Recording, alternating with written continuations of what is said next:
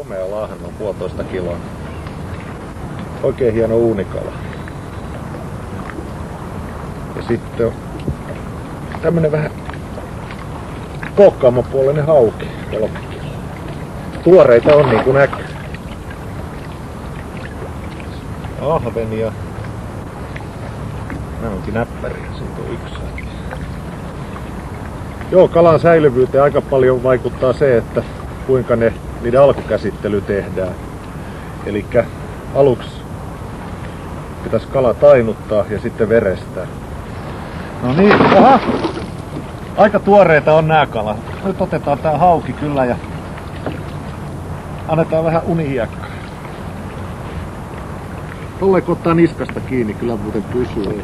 Isompi hauki karkuun. Ja vähän pappia mulla ei saa tule mukana, mutta onpa tässä hyvä terotuspuikko, jolla päästetään se hauki nopeasti kärsimyksistä eroon.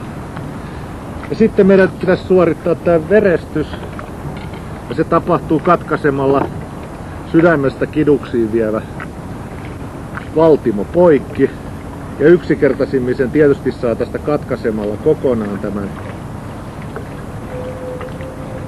alueen, mutta me voidaan myös verestää se näin, ettei tule kauheasti jälkeä. Täytyy varoa vaan, ettei sydäntä rikota, koska nyt on ajatuksena se, että kun kala on tainutettu, sen sydän pumppaa vielä veren ulos täältä.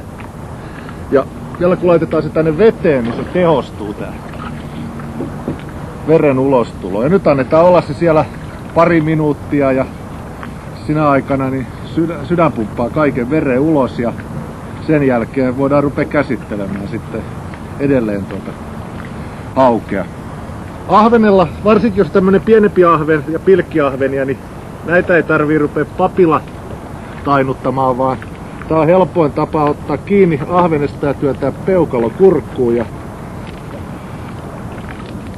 väännetään tolle, että niska rusahtaa, niin se oli armollinen loppu sille kalalle.